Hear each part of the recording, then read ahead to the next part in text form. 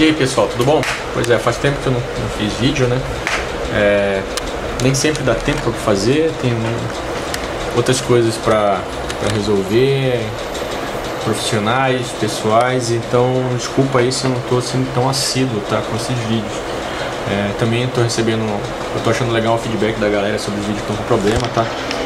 Às vezes a gente também não consegue fazer tudo, sabe, não consegue ver tudo, né? Às vezes tá meio da correria, tá? Desculpa qualquer coisa aí, a gente vai sempre melhorar e tendo tempo a gente dá uma visurada de vocês aí, essa parte de física, a parte de vídeos, né, de matemática.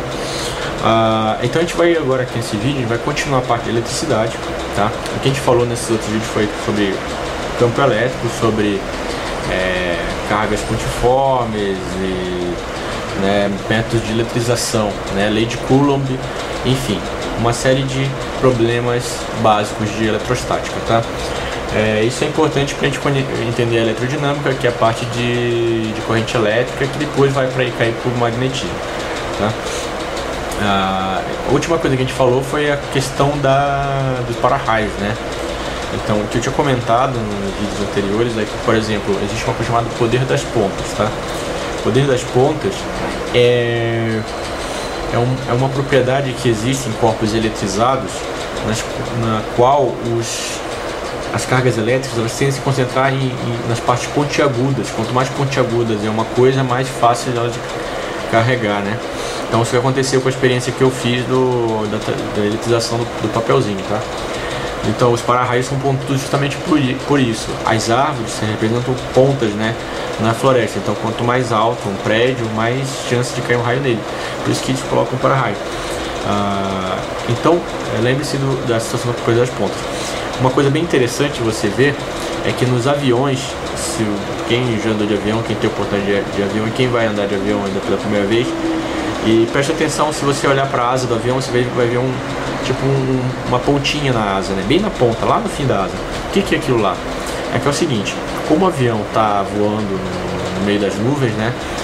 Ele começa a ser eletrizado, a carcaça dele, a parte externa, porque ele é metálico, então fica aquela situação da gaiola de Faraday, que é um pouco em equilíbrio eletrostático, e ele acumula muita carga, né, nesse processo de viagem. Com isso, a chance de haver uma descarga elétrica por algum motivo e pegar no tanque do avião, ou por exemplo ferrar com o equipamento eletrônico, né, que chama em eletrônica, na engenharia, tem muito problema com esse negócio de descargas eletrostáticas. A gente chama problema de ESD, ou seja, ESD, Electrostatic Discharge. Então isso ferra com componentes eletrônicos, né, tipo sua mão lá está eletrizada, ferrou com o computador e essas coisas todas. Então pode ser que cause problemas de ESD no avião, tá? E para evitar isso, o que ele faz? Ele pega, põe aquela pontinha lá, que vai ter toda a carga que o avião acumular durante o voo, vai se acumular ali naquela pontinha, né? E aí vai safar, vai evitar que elas fiquem lá pulando, indo de um ponto para o outro, né?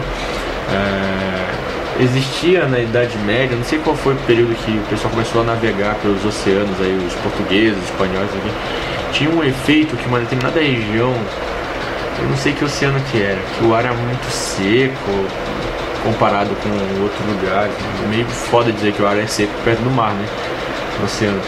Eu sei que teve relatos de alguns marinheiros que eles diziam que havia um efeito na ponta do mastro dos navios, né? Eles deram até um nome de tipo um fantasma, né? O que era isso?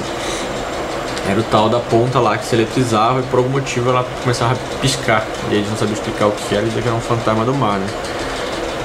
Coitado dos caras, não sabiam, né? Mas, enfim, eu acho que muito cara já se cagou de medo desse negócio aí, tá?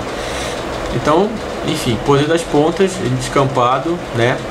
Cuidado, né? Correr em campos abertos, em períodos chuvosos, ou com um pedaço de metal, por favor, não saiam correndo com facas e espadas no meio do campo de futebol durante o período de chuva, né? Nunca fica tentando imitar o Highlander lá, que vai cair na sua cabeça, né? Pessoas também que foram traídas e tem chifre na testa também traem cargas elétricas. Mas enfim, vamos parar de falar merda, né? Senão eu vou continuar falando abobrinha aqui. Mas enfim, tá?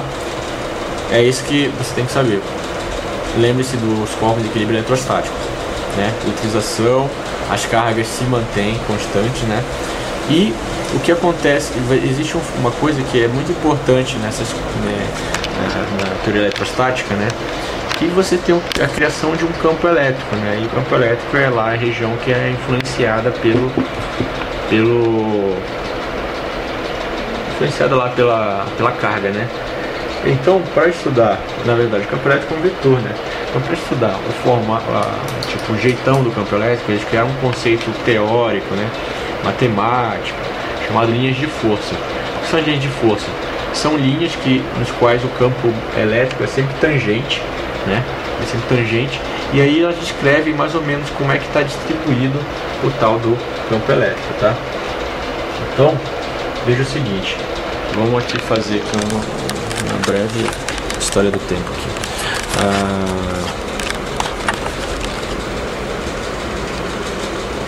Olha, seguinte, rapaz, mocinha, se você precisa ter um campo elétrico que ele faz assim, ó.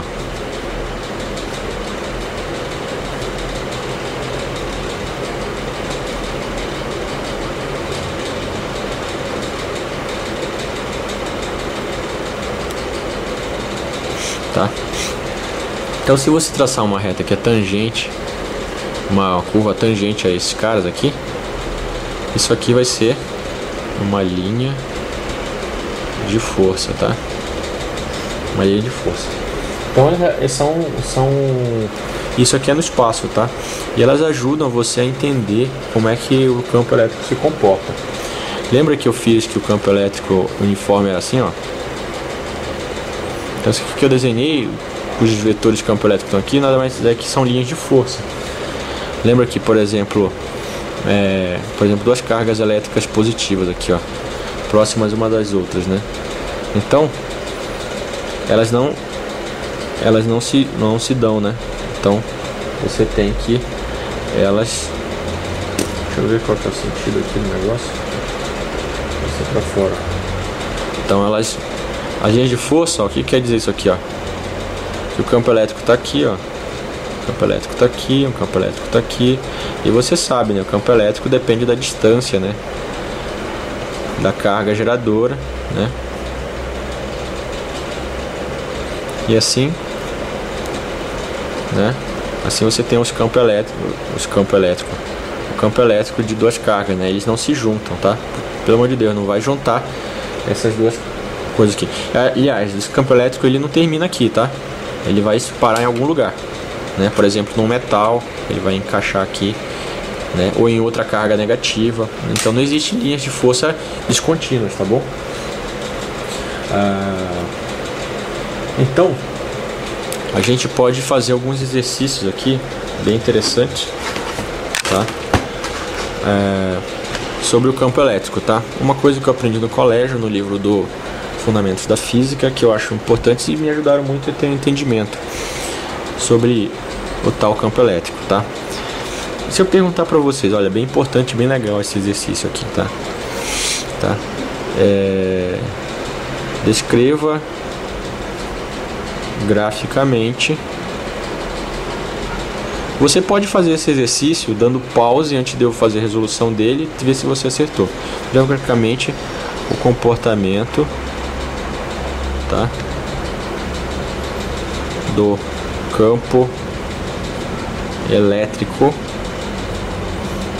de uma esfera carregada, tá? Uma esfera carregada, beleza? Então vamos ver. Desde o seu centro até o infinito. Bem legal. Então veja, o que a gente vai traçar aqui, na verdade, é um gráfico, que aqui é o valor do campo elétrico, do módulo do campo elétrico, e aqui é a distância. Essa distância aqui é o raio da esfera, né? E aqui vai ser o campo elétrico, tá? Primeira coisa, O campo elétrico no interior de uma esfera carregada é quanto? Em equilíbrio eletrostático? É 0. Então, daqui para cá, ó, o campo elétrico é nulo. Então vai ser 0. Quando chegar na superfície, o que acontece?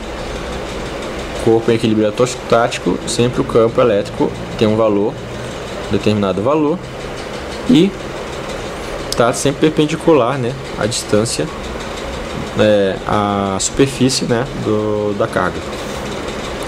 Então veja, campo elétrico é igual aqui, carga geradora, que esse aqui é a carga zona, e a distância D, né?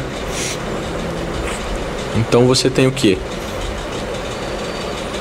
Se você tem um cara aqui, né, muito próximo ao campo elétrico, aqui na superfície você tem um valor, tá?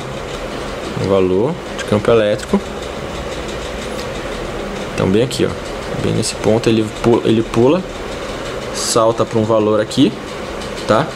E é o que acontece, à medida que você vai se distanciando da esfera, né, ou seja, daqui, esse campo elétrico vai começar a cair, ó, começar a cair, só que ele nunca vai chegar a 0, ele vai chegar a um valor muito pequeno, né, um valor muito pequeno que vai diminuindo com o aumento da distância.